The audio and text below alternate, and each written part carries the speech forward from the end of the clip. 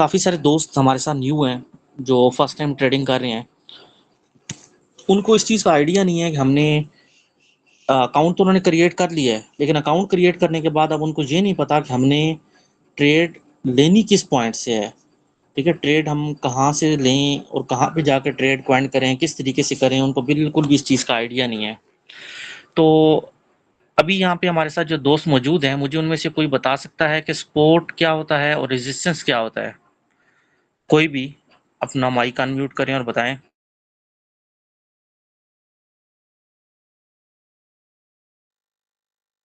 वो होता है जहाँ से वो प्राइस पुल अप हुई हो और रेजिस्टेंस जहाँ से पुल डाउन हो जाए। जी, कोई और दोस्त?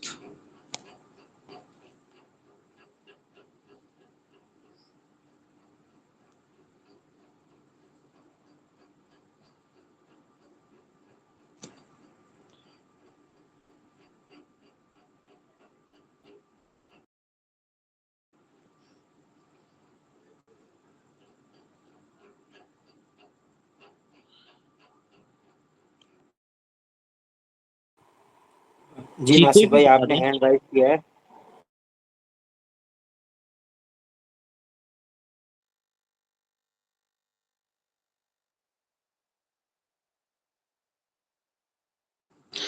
अच्छा, स्पोर्ट के मीनिंग क्या होते हैं? स्पोर्ट का मतलब क्या है?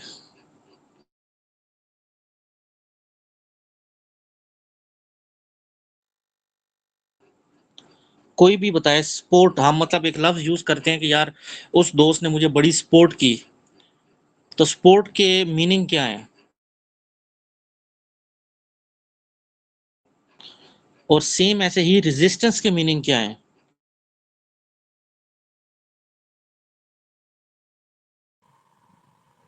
जी रिहान भाई, आपने हैंड राइज किया है, आप बताना चाहेंगे?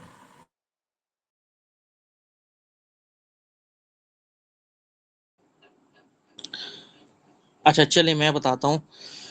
अब देखें, सपोर्ट का हम कहते हैं ना कि इस फलां बंदे ने मुझे बड़ा सपोर्ट किया। ठीक है, अब जो बंदा सपोर्ट आपको कर रहा होता है ना, हमेशा सपोर्ट आपको करता है आपकी बैक से। ठीक है, उस बंदे ने यार मुझे पीछे से बड़ा सपोर्ट किया। इसलिए हमेशा आपकी सपोर्ट कहाँ पे होगी? नीचे, नीचे सपोर्ट होगी। और आपको रुकावट कहाँ पे आती है? रेजिस्टेंस कहाँ पे आती है? हमेशा आगे। रुकावट आपको आगे आती है, रेजिस्टेंस क्या होगी? वो आपको आगे होगी। ठीक है, अगर आप बाय की ट्रेड ले रहे हैं, तो बाय की ट्रेड में आप फर्ज करें कि आपने 23.50 से आपने बाय की। ठीक है, और 23.60 पे आपको क्या आएगी?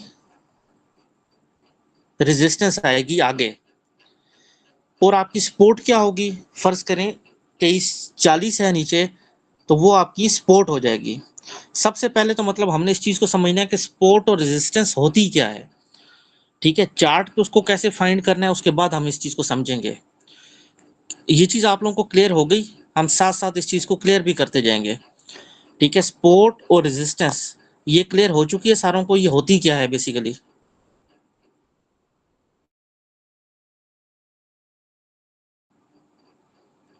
जी, अब्दुल्ला भाई, सरफराज भाई, सैफ भाई।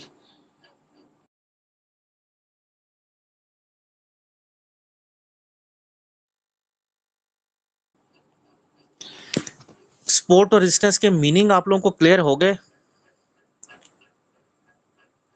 जी जी, हो गया, सब क्लियर हो गया। ठीक हो गया।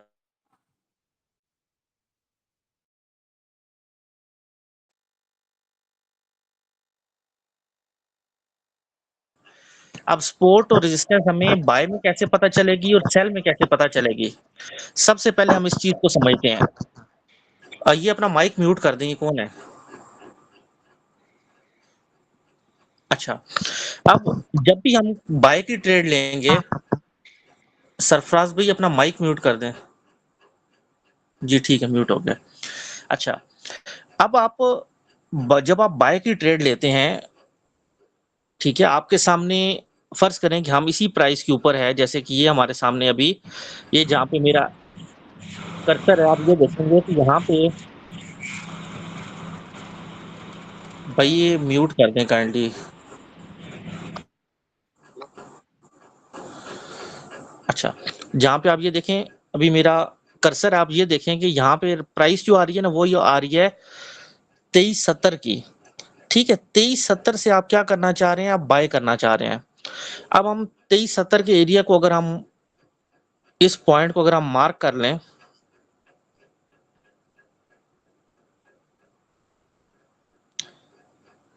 ठीक है, हम हॉरिजॉन्टल लाइन ले लेते हैं, तो हम कहते हैं ना, ये 2370 के एरिया हमने इसको मार्क कर लिया। अब 2370 से हमने बाय करना है। ठीक है, अब मैं यहाँ पे दो लाइंस और ड्रा करूंगा, हॉरिजॉन्टल लाइंस।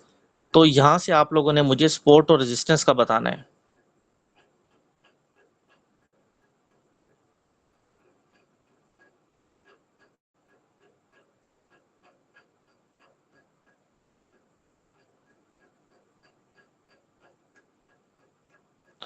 अच्छा, अब आप देखिए आपके सामने ना चार्ट पे 3 लाइन्स आपको नज़र आ रही होंगी।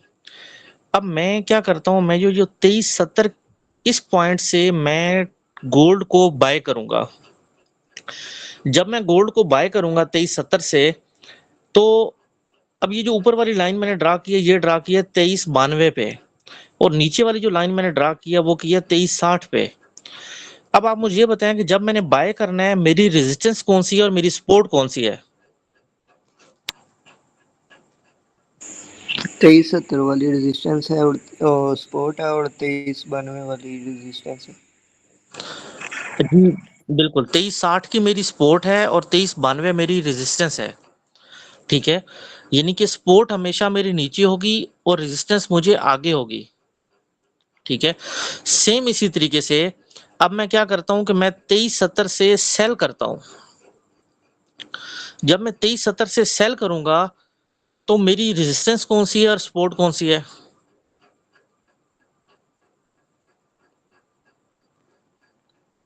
कोई भी बता दें।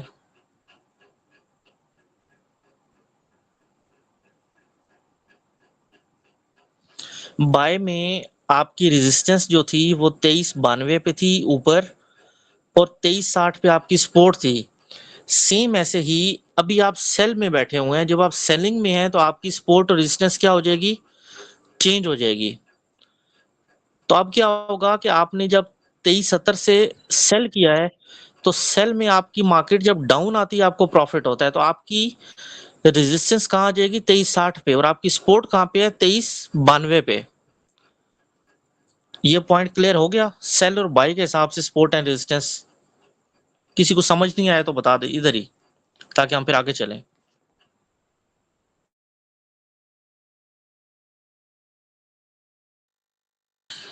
सरफराज खान ने हैंड रेस किया है। जी सरफराज भाई।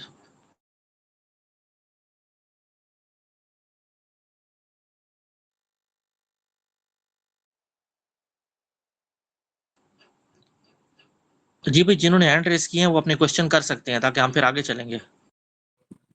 ये भाई जान, ये आपने कितने टाइम का चार्ट फ्रेम खोला हुआ है? चार्ट तो H4 का है, चार्ट किसी भी टाइम फ्रेम का हो, सपोर्ट और रेजिस्टेंस जो बाय और सेल में है वो क्लियर हो गई है। जी जी, वो तो क्लियर हो गई है। ठीक हो गया, अगर किसी को क्लियर नहीं हुई तो वो बता दे, ताकि हम फिर आगे चलें। अस्सलाम वालेकुम। वालेकुम सलाम। सर ये थोड़ा सा क्लियर कर देंगे वो कि चेंज कैसे हुई है रेजिस्टेंस और सपोर्ट, यानी कि बाय में अगर रेजिस्टेंस तो वो पॉइंट है ना जहाँ से मार्केट नीचे नहीं जा रही है, यानी कि किसी पॉइंट ने उसे रोका है, और सपोर्ट वो है तो ऊपर, यानी कि जितनी ऊपर जाए वो सपोर्ट पॉइंट है। देखें, आप बाय में हैं या सेल में हैं, पहले ये बताएं। फॉर एग्जाम्पल अगर सेल में हो, बाय में तो आपने बता दिया सेल में है, चले। हाँ, अगर आप सेल में हैं, ठीक है, आप सेल के अंदर हैं, आपने 2370 से सेल किया है ना, ठीक है, तो अब आपने आगे को जाना है, तो सेल में आपके जो आपने किस साइड पे आना है, 70 से आपने नीचे को आना है सेलिंग में। ठीक है, जी ठीक हो गया। मतलब सेलिंग में आपको मार्केट कब प्रॉफिट देती है, जब मार्केट आपकी डाउन आती है, नीचे ऐसा ही है। तो जब मार्केट आपकी 70 से नीचे 60 वाली साइड पे आती जाएगी तो आपकी रेजिस्टेंस कहां बनेगी सेलिंग में? नीचे वाली साइड पे। जी एग्जैक्टली। और आपकी सपोर्ट कहां पे होगी? ऊपर ऊपर। वाली साइड। ठीक है। अब जो सपोर्ट और रेजिस्टेंस है ना, इनको आसान अल्फाज में क्या कहा जाता है? जो आपका सपोर्ट लेवल होता है ना, इसको कहा जाता है बाइंग एरिया। Buying area. और जो आपका रेजिस्टेंस लेवल होता है उसको कहा जाता है सेलिंग एरिया। ठीक हो गया? जी सर, क्लियर। ठीक है। अच्छा, अब आप लोगों ने जो है ना ट्रेडिंग अब स्टार्ट कर दी हुई है। काफी सारे दोस्त ऐसे हैं जो रियल अकाउंट पे भी काम कर रहे हैं, कुछ डेमो पे भी काम कर रहे हैं। ठीक है। अब अकाउंट ओपन कर लिया है, लेकिन अब क्या है कि अब हम ट्रेड किस तरह से करें, किस पैटर्न पे करें? अच्छा, जब आप ट्रेडिंग में आ गए हैं ना, तो आपके पास सिर्फ दो चीजें होती हैं। ठीक है। ट्रेडर दो तरह के होते हैं। सबसे पहले आपने ये देखना है कि आपने ट्रेडर बनना कौन सा है। आपने टेक्निकल ट्रेडर बनना है या आपने फंडामेंटल ट्रेडर बनना है।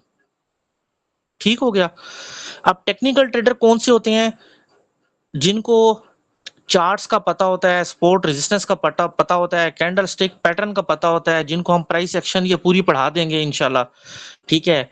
वॉल्यूम पे ट्रेडिंग कैसे की जाती है वो हम आपको सिखा देंगे। ये सारी चीजें जो है ना, ये सब कुछ है टेक्निकल, कि कैंडल्स को देख के आपको आइडिया हो जाए कि अगली कैंडल में मार्केट क्या करने वाली है। ठीक है। आपको कैंडल स्टिक पैटर्न का पता हो, आपको हर कैंडल का नाम पता हो। ये सारी चीजें हम आपको स्टेप बाय स्टेप सिखा देंगे और फ्री ऑफ कॉस्ट सिखा देंगे। अच्छा, दूसरे ट्रेडर वो हैं जो फंडामेंटल्स हैं। फंडामेंटल्स पे जो काम करते हैं वो क्या है? न्यूज़ेस हैं। ठीक है। अब न्यूज़ में क्या है कि आज किस कंट्री में क्या हो रहा है, आज किस कंट्री में क्या हो रहा है, किस कंट्री के क्या हालात हैं, किस तरीके से चल रहे हैं। तो हम जो ट्रेडिंग करते हैं, हम ट्रेडिंग करते हैं सिर्फ टेक्निकल के ऊपर, हम फंडामेंटल्स पे ट्रेड नहीं करते। सबसे पहली बात। हाँ, जिस दिन बड़े फंडामेंटल्स होते हैं, नॉन फार्म पेरोल होता है, ईसीबी प्रेस कॉन्फ्रेंस होती है, ठीक है, बोर्ड की स्पीच होती है, एफओएमसी स्टेटमेंट होती है, एफओएमसी मिनट्स होती हैं। जब भी कोई बड़ा डाटा होता है, हम मार्केट से आउट हो जाते हैं। हम ट्रेड्स अपनी क्लोज करके सिर्फ सुकून से वेट करते हैं कि इस न्यूज़ पे मार्केट ने जहां जाना है मार्केट चली जाए, उसके बाद हम लोग अपनी ट्रेडिंग स्टार्ट करेंगे। ठीक है। आपने अगर टेक्निकल पे काम करना है तो आपने सिर्फ टेक्निकल को देखना है। कोई न्यूज़ आई, न्यूज़ का वेट करें, मार्केट जहां जाती है मार्केट को जाने दें। ठीक है। उस दिन न्यूज़ का इम्पैक्ट होगा, उस दिन आप कोई ट्रेड नहीं करें। जब मार्केट अपना पूरा जोर लगा ले, मार्केट एक साइड पे चली जाए, फिर आप टेक्निकली देखो कि यार अब ये सपोर्ट पे आ गई है, अब ये रेजिस्टेंस पे आ गई है, अब मुझे यहाँ से ट्रेड करनी चाहिए, अब यहाँ से मेरी ट्रेड जो है ना वो बनती है, अब मैं यहाँ से ट्रेड ले लूं अपनी।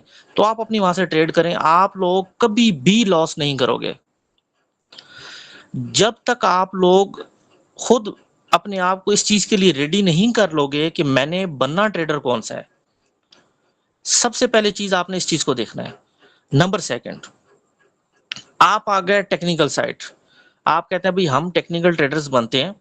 ठीक है, आप हमें एक्सप्लेन करें। ठीक है। अब टेक्निकल्स पे तो हम एक्सप्लेन कर सकते हैं, फंडामेंटल्स पे हम क्यों काम नहीं करते? देखें, अभी जैसे लास्ट वीक क्या हुआ, लास्ट वीक गोल्ड जो है ना टेक्निकली टोटल सेलिंग में था, लेकिन उधर से जो है ना उन्होंने रॉकेट्स फायर किए। ठीक है, रॉकेट्स फायर हुए तो क्या हुआ, मार्केट एकदम से प्रेशर लिया और मार्केट गोल्ड ऊपर निकल गया आपका। हमारे स्टॉप लॉस हिट हुए, हम सुकून से साइड पे होके बैठ गए कि अब इसको एक साइड पे जाने दो, उसके बाद इसको देखते हैं कि क्या करना है। अब कुछ दोस्त ऐसे थे जिन्होंने एसएल नहीं लगाए थे तो उनकी ट्रेड्स साथ ही चली गई। तो कोशिश करें एसएल के बगैर आप ट्रेड कभी भी ना करें, क्योंकि कोई बड़ा फंडामेंटल आ जाता है तो मार्केट बहुत ज्यादा मूव करके चली जाती है। इसलिए टेक प्रॉफिट लगाएं ना लगाएं, एसएल आप जरूर लगाएं। ज्यादा ज्यादा क्या होगा, ऐसा लेट हो जाएगा, आज के दिन में 10 15 20 $50 लॉस हो जाएंगे, लेकिन अकाउंट वॉश नहीं होगा। इसलिए एसएल पे बिल्कुल भी कॉम्प्रोमाइज आप लोगों ने नहीं करना, 1% भी नहीं करना। अच्छा, अब हम आ जाते हैं अपने टॉपिक की साइड कि सपोर्ट और रेजिस्टेंस हमने निकालनी कैसी है। सबसे पहले आप लोगों को इस चीज का आइडिया हो कि हमने सपोर्ट रेजिस्टेंस किस तरीके से निकालनी है। देखें डिफरेंट इंडिकेटर्स मौजूद हैं, वो भी मैं आपको बताऊंगा कि हम ऑटो किस तरीके से निकाल सकते हैं। लेकिन बेस्ट क्या चीज है, आप लोगों को खुद सपोर्ट रेजिस्टेंस निकालनी आती हो, ताकि आप लोगों ने डिफरेंट चार्ट्स के ऊपर सपोर्ट रेजिस्टेंस निकालनी है। फिर जिस पेयर की ट्रेड बनती है आप उसकी ट्रेड लो। आप लोग दिन के अंदर 10 पेयर्स देखें अपने, आपने गोल्ड को देखा, आपने यूरो यूएसडी को देखा, आपने पाउंड को देखा, जितने मेजर पेयर्स हैं, आपने ऑस्ट्रेलियन डॉलर को देखा, न्यूजीलैंड डॉलर को देखा, ठीक है, इन सब को आपने देखा। आपने देखा यार गोल्ड की ट्रेड नहीं बन रही, न्यूजीलैंड डॉलर की नहीं बन रही, पाउंड की नहीं बन रही, हाँ इस पेयर की बन रही है, इसकी मुझे ट्रेड ले लेनी चाहिए। क्योंकि हर पेयर की डेली ट्रेड नहीं होती, आपको दो दो तीन तीन दिन हफ्ता हफ्ता बाद भी जाके समटाइम एक पेयर में ट्रेड मिलती है। अब जैसे मैं H4 पे कर रहा हूँ, H4 की कैंडल पे आप लोग काम करें, ठीक है, बहुत जबरदस्त तरीके से आप लोग काम कर सकेंगे इसके ऊपर। अच्छा, H1 पे आप जाना चाह रहे हैं, आप H1 पे भी आ सकते हैं। H1 के हिसाब से आप सपोर्ट रेजिस्टेंस को फॉलो करें और सिर्फ उस पर ट्रेड करें। H4 पे करते हैं तो सिर्फ आप H4 पे काम करें, फिर आप बाकी चीजों को ना देखें। अच्छा, अब सबसे पहले हम लोगों ने क्या करना है कि अब ये चार्ट हमारे सामने ओपन है ना, इस चार्ट के अंदर हमें बहुत से पॉइंट ऐसे नजर आ रहे हैं। मार्केट एक लंबी कैंडल लेके गई अप साइड या डाउन साइड, ठीक है। अब फॉरेक्स की लैंग्वेज में उसको क्या बोलते हैं, ये बुलिश कैंडल या बिरिश कैंडल, ठीक है। मार्केट ने एक साइड एक लंबी कैंडल बनाई, उसके बाद मार्केट आकर रुक गई उस पॉइंट पे। अब हम देखते हैं कैसे। अब हम सबसे पहले क्या करेंगे, ये देखिए आपके पास ये ट्रेंड लाइन टूल्स आ रहे हैं। अब ये सारे आपके पास टूल्स हैं, ये सब का यूज आपको आना चाहिए। ये स्टेप बाय स्टेप मैं आपको सारे एक्सप्लेन करूंगा। अच्छा, अब इसमें आप आ गए। सबसे पहले हमने क्या करना है, सपोर्ट रेजिस्टेंस निकालने के लिए आपको सबसे पहले क्या चाहिए, ठीक है, हॉरिजॉन्टल लाइन। हमने हॉरिजॉन्टल लाइन, ये मैंने क्लिक किया। सबसे पहले मैं आता हूं यहाँ पे, ठीक है। अब आप देखें ये जिस जगह पे मैंने अब लाइन लगाई है,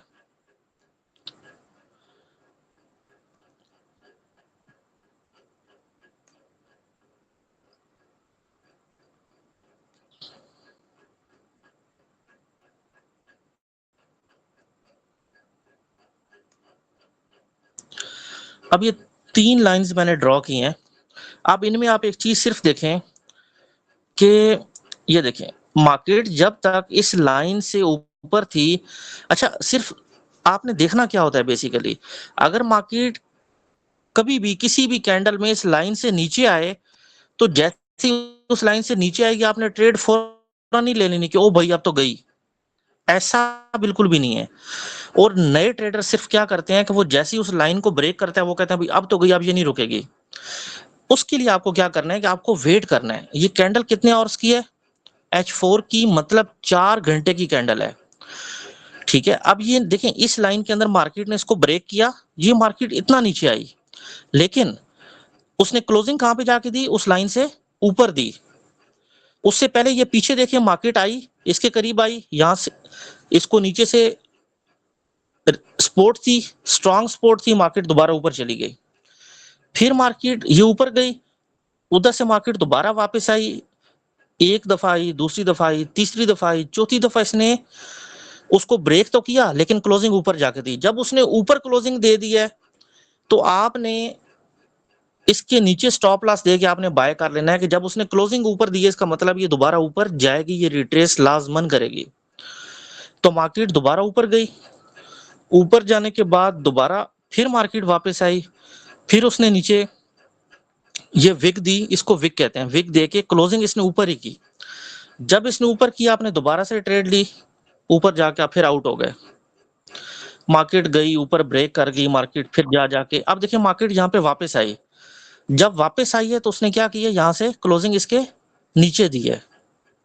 जब नीचे दी है तो आपने अब वेट करना है, अगली कैंडल में जैसे ही मार्केट ऊपर टच करे आप सेल ले लो। आपने सेल ली, मार्केट ये नीचे आ गई, ठीक हो गया। अच्छा, अब ये पॉइंट आपको समझ आ रहा है या नहीं आ रहा, सबसे पहले ये चीज बताएं।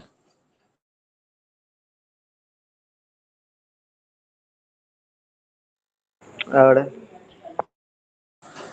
ठीक हो गया। अच्छा, अब ये मैंने इन जगहों पे लाइंस क्यों ड्रा की हैं, मतलब मैंने सिर्फ इन प्लेसेस पे क्यों की हैं, मैं और जगह पे भी लाइन ड्रा कर सकता था। अच्छा, तो उसकी वजह ये है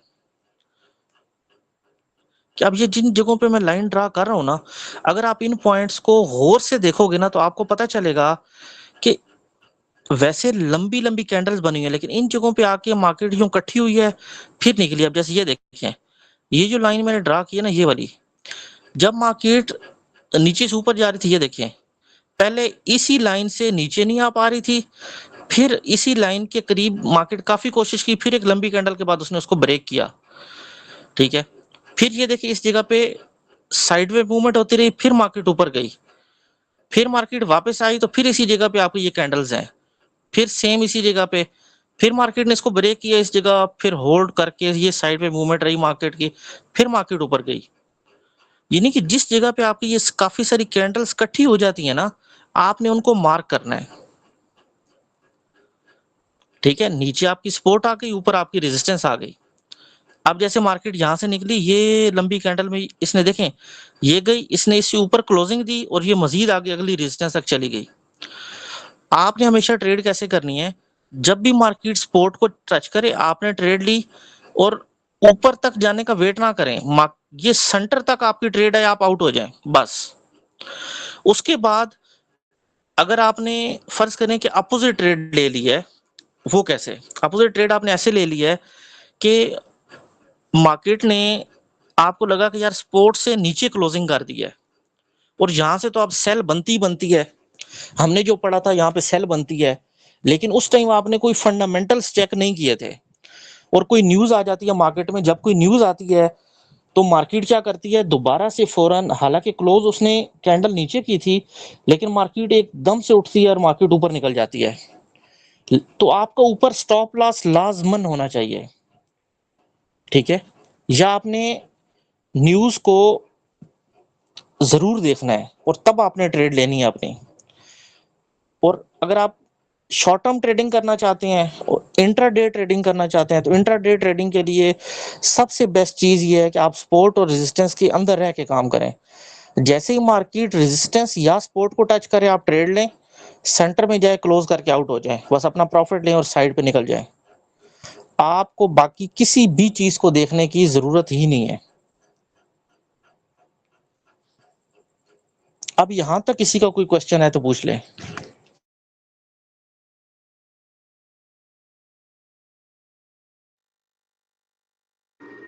नो सर।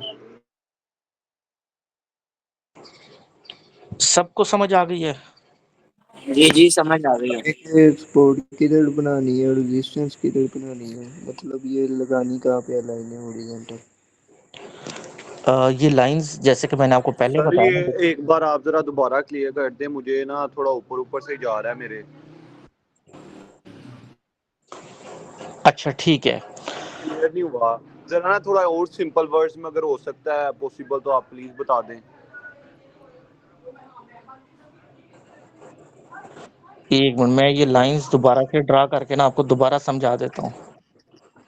हाँ, क्योंकि ये है कि मैं, आपने अच्छा समझाया, कईयों को समझ आएगी, लेकिन मुझे ना अभी भी नहीं आई। मैं कह रहा हूँ जरा थोड़ा और इससे ज़रा सिंपल वे हो जाए ना, ताकि मुझे क्लैरिफाई हो जाए। जी ठीक है भाई। जी जी, थैंक यू। अच्छा, अब अगर इस चार्ट को आप गौर से देखिए ना, मतलब अब आपका चार्ट जो है ना बिल्कुल नेक चार्ट ना आपके सामने है।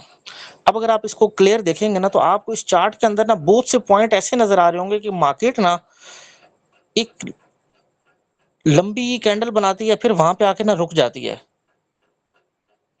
ठीक है?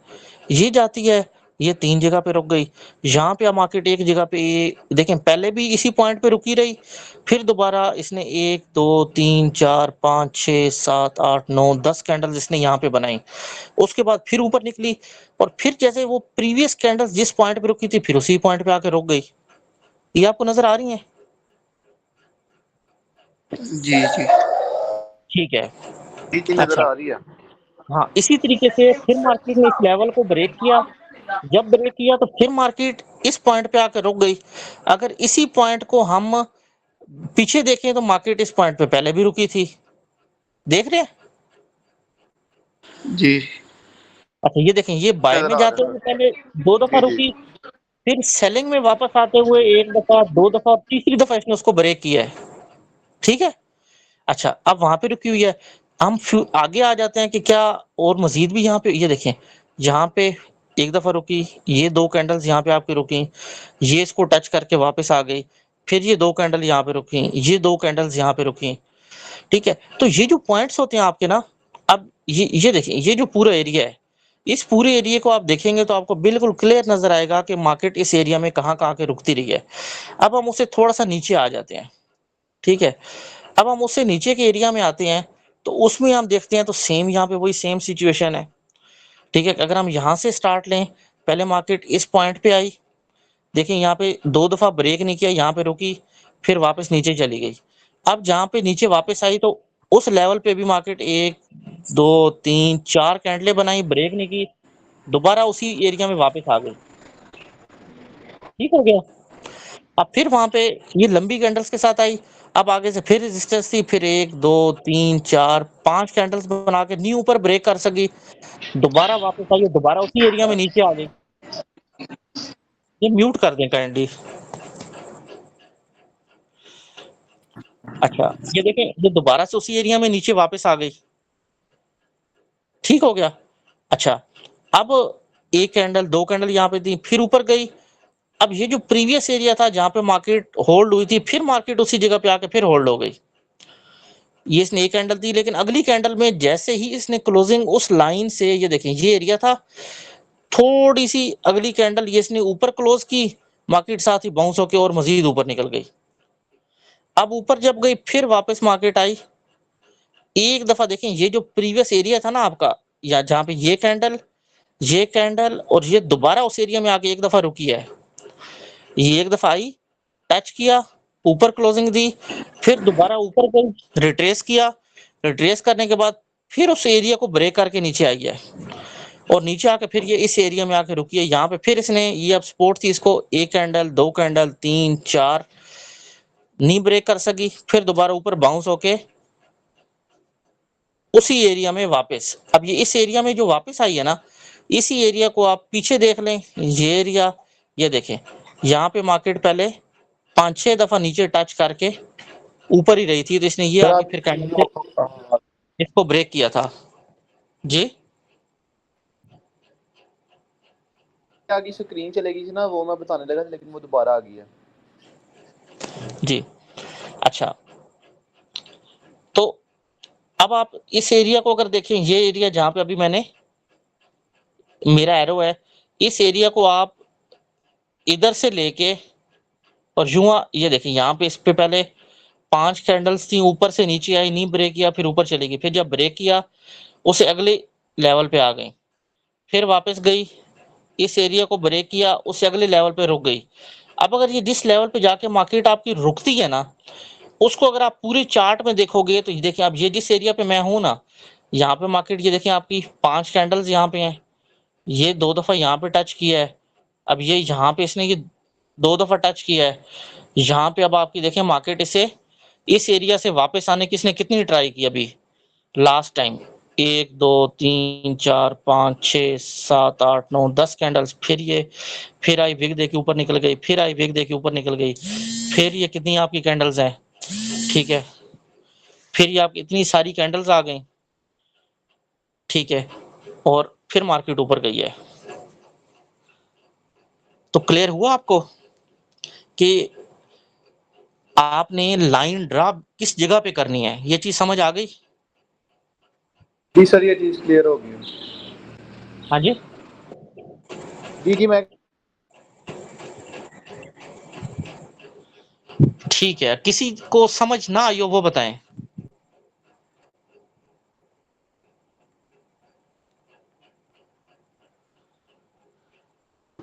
आ गई है सर। ठीक है, सबको क्लियर हो गई है? अच्छा, अभी आप सब ने काम क्या करना है, जो जो इस मीटिंग के अंदर मौजूद हैं, आप सब ने, किसी का डेमो अकाउंट है या किसी का रियल अकाउंट है, आप लोगों ने डिफरेंट पेयर्स के ऊपर H4 के चार्ट ओपन करने हैं। इस तरह से चार्ट ओपन करने के बाद आपने, ये देखें, सबसे पहले ना ये आपके पास आता है, ये ट्रेंड लाइन है, एरो है, ये सारी। इसमें आप जाएँगे हॉरिज़ॉन्टल लाइन पे। हॉरिज़ॉन्टल लाइन पे जाके ना आपने जितने भी मेजर पेयर्स हैं ना, चाहे कोई भी पेयर्स के ना आपने ना 3-3 चार्ट सब ने ना उसके ऊपर ये ड्रा करके ना, ये आप लोगों ने ना ग्रुप ओपन कर दिया जाएगा, ठीक है? तो आप लोगों ने आके ये शेयर करने हैं कि ये ट्रेंड लाइन जो है ना किस तरीके से लगाई जाती है, किस जगह पे लगाई जाती है। पहले हम इस चीज़ को बिल्कुल क्लियर करेंगे सबको, ताकि इसकी समझ आ जाए। तो उसके बाद फिर ये है कि हम आगे चलेंगे, ताकि आगे की चीज़ें आप लोगों को अच्छे तरीके से समझ आ जाएँ। देखें, ट्रेंड लाइन आपको जब समझ आ जाए सॉरी, जब आपको सपोर्ट रेजिस्टेंस निकालनी समझ आ जाएगी हॉरिजॉन्टल लाइन के थ्रू, तो इसके बाद एडवांस लेवल पे जो चीज़ सीखने वाली है ना, वो हमारी है कि हमने चैनल्स कैसे ड्रा करने हैं, ठीक है? क्योंकि मार्केट में डिफरेंट चैनल्स होते हैं, ठीक है? ट्रायंगुलर पैटर्न है, मतलब हमने ट्रेंड लाइन कैसे लगानी है, ट्रेंड लाइन्स के थ्रू हमने किस तरीके से मार्केट को देखना है, क्या मार्केट किस साइड पे ब्रेक करेगी। तो ये सारी चीज़ें आपको तभी समझ आएगी जब आप लोग बेसिक से चीज़ों को अंडरस्टैंड करके आगे चलेंगे, ठीक है? अब जितने भी दोस्त हैं, इन सब ने अपने चार्ट के ऊपर सपोर्ट और रेजिस्टेंस की हॉरिजॉन्टल लाइन ड्रा करके 3-3 पेयर्स पे, कोई भी 3 पेयर्स हो जाएँ आपके, वो आप लोगों ने ग्रुप में शेयर करनी है, ठीक है? और उसके लिए ये है कि कल का हम टाइम बना लेंगे, कल शाम को 5 बजे तक आप सब लोग जो है ना, ये चीज़ बना लें, ठीक है? और तब जो है ना ग्रुप ओपन कर दिया जाएगा, आप सब लोग उसके अंदर शेयर करें, ठीक है? गलत लगती है, कोई मसला नहीं है, उसको गाइड कर देंगे कि आपने ऐसे नहीं, इस तरह से करना था। लेकिन ये होगा कि इससे पता चलता है कि आप लोगों का कितना इंटरेस्ट है सीखने के लिए। हालाँकि ये जो एडवांस लेवल के मैं आपको कैंडलस्टिक पैटर्न और चैनल वेव थ्योरीज़ बता रहा हूँ, ये कोई भी पर्सन आपको 200-300-400 डॉलर से कम में ट्रेनिंग नहीं करवाएगा। और फिर जो एडवांस लेवल की मैं आपको वीएसए वगैरह की चीज़ें बता रहा हूँ, ठीक है? वो लोग आपसे हज़ार-हज़ार डॉलर ले लेंगे सिखाने का, ठीक है? लेकिन ये है कि हम लोग अभी एक ब्रोकर के साथ अटैच हैं, हम एक कम्युनिटी बन के चल रहे हैं, और इसमें आप लोग जितने ज़्यादा ट्रेन होगे, ठीक है, हम उतना अच्छा यहाँ पे काम कर सकते हैं। तो इसलिए जो है ना हम लोग चाह रहे हैं कि हमारे साथ जो टीम हो वो सारी ट्रेन हो, ताकि हम सब लोगों को सिखा के और फिर हम आगे काम करें। और ये चीज़, ये कोर्सेज़ आपको फ्री ऑफ कॉस्ट कोई भी नहीं करवाएगा, ये सर्विसेज़ सिर्फ़ आपको यहाँ से मिल रही हैं। तो इसलिए जो है ना आप सब दोस्त इंटरेस्ट लें, ठीक है? जो आगे चल के आपको टास्क दिए जाएँगे, टास्क देने का मकसद यही है कि आपका इंटरेस्ट का पता चले। तो आप सब दोस्तों ने ये टास्क अपने कंप्लीट ज़रूर करने हैं। तो अभी किसी का कोई क्वेश्चन है, तो वो पूछ सकता है, ठीक है? नहीं भाईजान, बहुत शुक्रिया आपका। ऐसे तो जो फीस लेते हैं वो भी नहीं इस तरीके से समझाते जैसे आप समझा रहे हैं, बार बार पूछ पूछ के। भाई असल में देखिए बात पता है क्या है? मैं 2009 से फॉरेक्स ट्रेडिंग में हूँ, और हमने सारी ज़िंदगी में सिर्फ़ एक ही चीज़ देखी है कि जो मार्केट के लूज़र लोग हैं ना, वो आपको पैसों पे सिग्नल भी प्रोवाइड करेंगे, वो आपको से ट्रेनिंग के पैसे भी लेंगे। वो खुद मार्केट के लूज़र लोग हैं, वो ट्रेडिंग से नहीं कमा सके। जो बंदा ट्रेडिंग से कमा रहा होगा ना, ठीक है? वो आप उसको ज़रूरत नहीं है आपकी ये थोड़ी बहुत फीसेस की, ठीक है? उसको होगा कि यार हम लोगों को हम उस लेवल पे ट्रेन कर दें ताकि वो खुद भी ट्रेडिंग से कमाना स्टार्ट करें।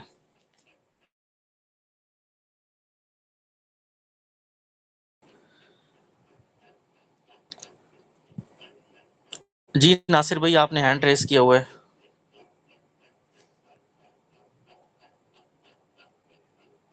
उमर भाई वो मैंने पहले किया था, अभी तो नहीं किया। आप कंटिन्यू करें। नहीं, अभी हमारा जो आज का सेशन है ये एंड हो चुका है, अभी सिर्फ़ क्वेश्चन आंसर है। तो पहले भी जो आपने हैंड रेज़ किया था वही बता दें।